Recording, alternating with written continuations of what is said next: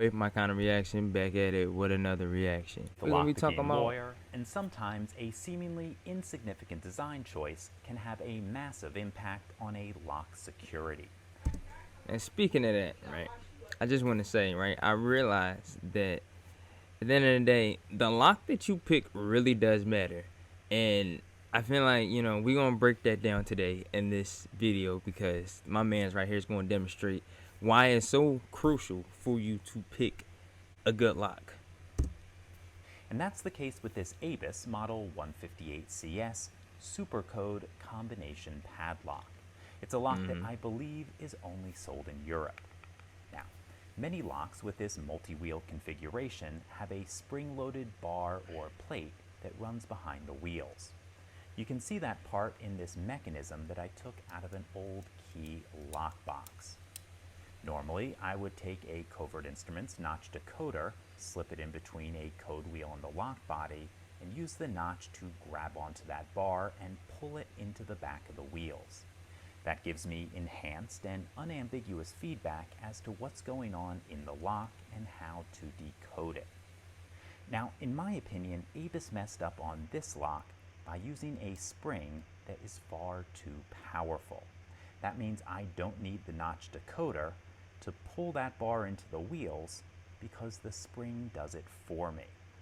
All we have to do to open this up is find the wheel that's binding the hardest, that is, the one that is hardest to turn, and move it to the spot where it's the easiest to turn. You then repeat that process until the lock opens.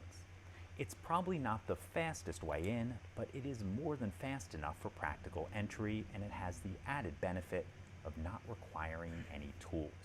So, real quick, if you slowly do move it, right, you can basically figure that out. I used to have these type of locks. It's like the more and more that I got closer to the combination, like it did get looser. Just saying. Let's give that a try, but first we need to change the combination to something I don't already know.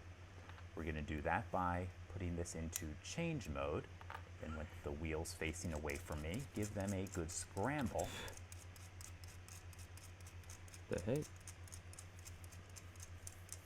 Okay, that should be enough. We'll cover those wheels up, put it back into operating mode, and scramble the wheels one last time.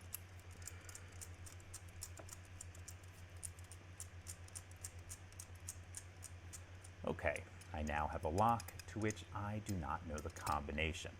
Let's see if we can open it up without using a tool.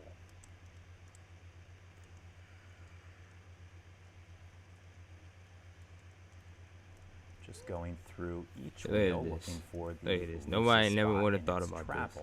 We'll have to hit at least I never thought about it. Times.